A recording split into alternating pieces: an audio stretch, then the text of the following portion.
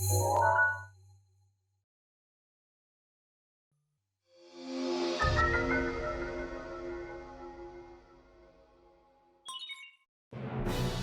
guys, David Torque here, and welcome back to the Torque Force channel. If you know me, you'll know that I'm a huge fan of Breath of the Wild, and really the Zelda series as a whole. I'm having an absolute blast playing Tears of the Kingdom, and I'm sure that won't get old anytime soon. As a whole, I really think that the game took everything about Breath of the Wild and built upon it. But there is one thing that I think the game fell short on, and that thing is the lack of the champion abilities. In Breath of the Wild, each of the 4 champions gives Link an ability after beating the Blight Ganon at their respective Divine Beast. We gain the ability to heal ourselves with Mipha's Grace, guard ourselves with Daruk's Protection, gust into the air with Revali's Gale, and emit powerfully charged lightning strikes with Urbosa's Fury.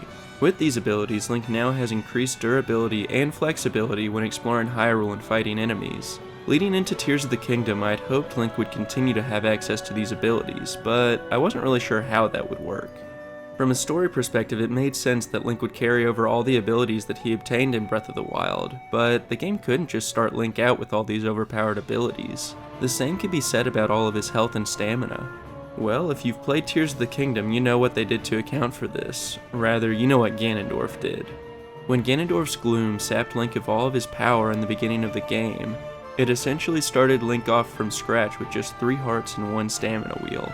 With the game starting Link off from scratch and giving him the opportunity to restore himself, I held out hope that that meant he could restore the champion's abilities as well.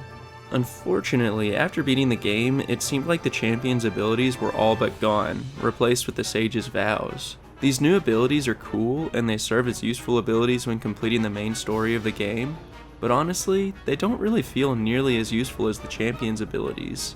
They're definitely original, and they feel fresh. Unfortunately, a lot of the time though, they go unused and feel like hollow shells of the champion's abilities.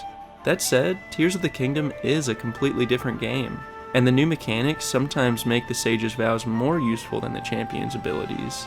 Despite that though, I still stand by what I said about the sage's vows feeling like hollow shells compared to the champion's abilities. Why is that? Well, let's take a look at the Sage's Vows and see how they compare with Breath of the Wild's Champion's abilities. And real quick, before we do, I'd like to direct your all's attention to the subscriber button. The Torque Force is getting dangerously close to our goal of 1,000 subscribers. So if you're watching this video and haven't subscribed yet, I'd really appreciate it if you clicked that button and subscribed. It's free and it really helps our channel. Thanks a ton for your all's support. Okay, shameless plug over, back to the video. The first abilities will compare Mipha's Grace and the Vow of Sidon. In Breath of the Wild, Mipha's Grace is a healing ability which activates after Link loses all of his hearts. The ability almost functions as an extra life as it completely heals Link and gives him 5 extra temporary hearts. The Vow of Sidon, on the other hand, serves primarily as a combat ability, offering Link a temporary water shield which additionally functions as a water slash when Link attacks. Comparing the two, I think Mipha's Grace is the better of the 2 abilities. The Vow of Sidon just comes up short for me as unfortunately the water shield and attack are very underwhelming and you only get a single use of the ability before it has to recharge.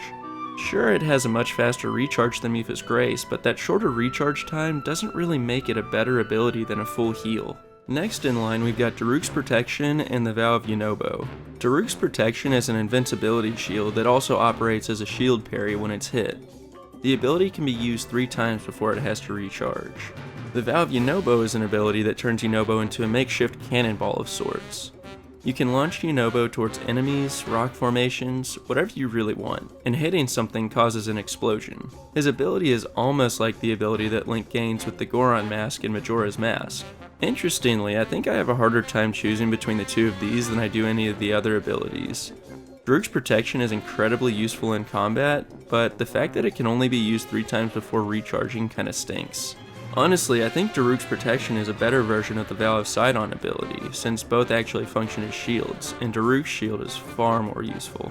But we're comparing Daruk's Protection to the Vow of Yunobo, so how do I feel about the Vow of Yunobo? Well, I think the ability is fun. Being able to shoot Yunobo at enemies is a good time, and using it to destroy giant rock formations saves you from breaking weapons as much. Honestly though, I don't use this ability enough compared to Daruk's Protection. I may occasionally use the Vow of Yunobo, but oftentimes it's not worth the time to use the ability. Moving on though, we now have Urbosa's Fury and the Vow of Riju. Urbosa's Fury is a lightning strike attack that activates across a radius that's created when Link uses a charge attack.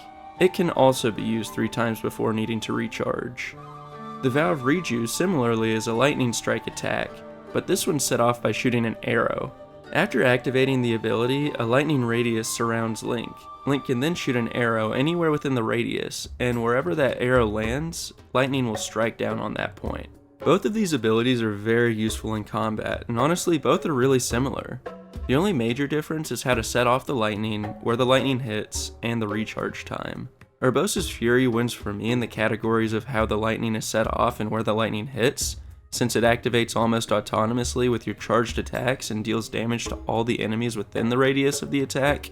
The Vow of Reju though has a much shorter recharge time, and if you're looking to deal out as many lightning strikes as you can in a short amount of time, it might actually be your best bet. I still think I prefer Urbosa's Fury overall though. So the last of the abilities we can compare with each other are Revali's Gale and the Vow of Tulin. Personally, I think both of these abilities are the most valuable in their respective games. With Revali's Gale, Link is able to gust up high into the air, making it easier to explore and giving him an edge in aerial combat. Likewise, the Vow of Tulin gives Link the ability to manipulate the air, but this time, rather than gusting up into the air, you're able to send a gust of air horizontally to increase your glide speed or blow other things in that direction. Both of these abilities are very useful, and it's really tough to choose between them. The Vow of Tulin definitely has much more applicability in Tears of the Kingdom than Revali's Gale. Sure, Revali's Gale is cool, and in Breath of the Wild it was the most useful ability. But the more I think about it, in Tears of the Kingdom I don't think Revali's Gale would be used nearly as much. In this game we can travel the skies however we want. We don't need an ability to gust us into the air or climb high surfaces. We can use a hover bike, recall, ascend, a rocket shield, bomb shield, spring shield, the list goes on and on. That said, I still wouldn't mind having Revali's Gale in Tears of the Kingdom.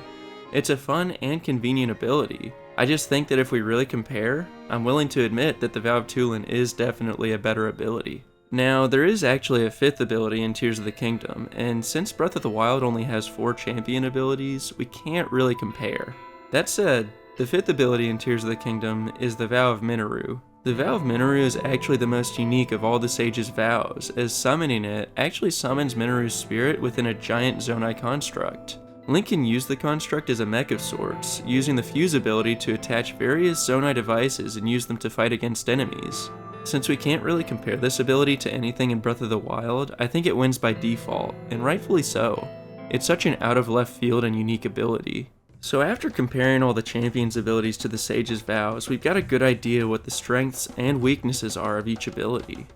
Another important factor is how do we activate each ability? Well, I briefly mentioned that for a couple of the abilities, but in terms of general activation of all the abilities, I think it's important to note that all the champions' abilities function almost seamlessly with Breath of the Wild. The abilities are passive in a sense, and oftentimes you can activate them by just doing what you'd normally do while playing the game. Groot's Protection activates by holding your shield button. Urbosa's Fury is activated by charging and releasing an attack. Revali's Gale is activated by holding the jump button, and Mipha's Grace doesn't even require a button to be pushed. It's just activated when you run out of hearts. Compare that to activating the Sage's Vows, and you'll understand why I prefer the champion's abilities most of the time. To activate a Sage's Vow, you actually have to run up to the Spirit of the Sage and press a button to start the ability. Then you have to maneuver the ability in the direction you see fit, and then you can use it. Each ability varies slightly in how you use it, and Minoru is an exception to that since activating her ability means literally climbing into and controlling her construct. Ultimately though, using the Vows of the Sages feels a lot more clunky than the champion's abilities.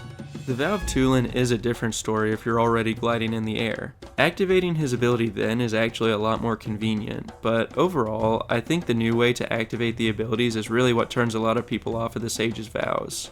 I did neglect to mention one major point though. The Sage's Vows almost have to be activated this way. And why is that? Well, it's actually because most of the time they're fighting right alongside you. The Sage's Vows are almost like party members as you go on your journey. They travel with you and they fight enemies as well. That's something the champion's abilities definitely don't do, and it's such a cool new feature. Taking on large groups of enemies is totally different now because you have allies to help you with the fight. You can use them to distract other enemies while you focus on one, or you can gang up on one enemy and defeat it much quicker. It totally changes the dynamic of the game, and it's super fun. Sometimes having all the Sage's Vows running around you makes the game feel a little crowded, and sometimes you may accidentally activate an ability when trying to pick up an item or something. Really though, that's no big deal because you can always go into the menu and turn off any of the Sage's Vows that you want. Oftentimes I find that I only keep Tulin on because of how much it helps when you're gliding through the sky. So as it turns out, the Sage's Vows are actually a lot more unique than maybe I initially implied. While the Vows' individual abilities generally aren't as useful as the champion abilities, it's what the Vows do outside of their specific abilities that make them really useful. But what if I still prefer the champion's abilities and wish they were in Tears of the Kingdom? Well, there's actually still hope for that. One of the interesting things about Tears of the Kingdom is that despite all the added features and controls, all of the necessary control inputs for the champion's abilities from Breath of the Wild are unused in Tears of the Kingdom. Holding the Y button while doing a charge attack activated Urbosa's Fury. Holding the X button down activated Rivali's Gale. Holding the shield button activated Daruk's Protection. And of course, with Miva's Grace you don't even have to press a button. In Tears of the Kingdom, these inputs don't actually do anything. What this means is that if the Zelda team wanted, they could introduce the champion's abilities into the game pretty seamlessly without having to rearrange any of the controls. So how, when, and why would they do that? Well, I'm no game developer, so I can't tell you how. I also can't tell you when, but what I might be able to answer is why. And the answer to that is DLC. I think reintroducing the champion's abilities in the form of DLC would be awesome, and it's almost a gimme for the Zelda team. I could totally see them doing something similar to the Champion's Ballad from Breath of the Wild in Tears of the Kingdom. Maybe it would offer some cool story details about the former champions and their relations to the sages of the past and the present. So what do you think? Do you think the champion's abilities should have been in Tears of the Kingdom from the beginning? Or would you like to see them reintroduced to the series in the form of DLC? If so, how do you think they'd go about doing that? Or are you glad the champion's abilities aren't in Tears of the Kingdom? Do you prefer the Sage's Vows? Tell me more about what you think in the comment section below. Thanks so much for listening to me ramble on about the Zelda series once again. If you enjoyed this video, please consider hitting the like button or even subscribing to the Torque Force. It really does help the channel out, and it's a great way to find any new videos we release. My friends and I have several other videos in the works, and we'd love to share them with you. Anywho, thanks so much, we hope to see you again in the future, and without further ado, goodbye. Hear me scream, I'm here to break your streamer. Hog, hear me scream, I'm here to break your streamer.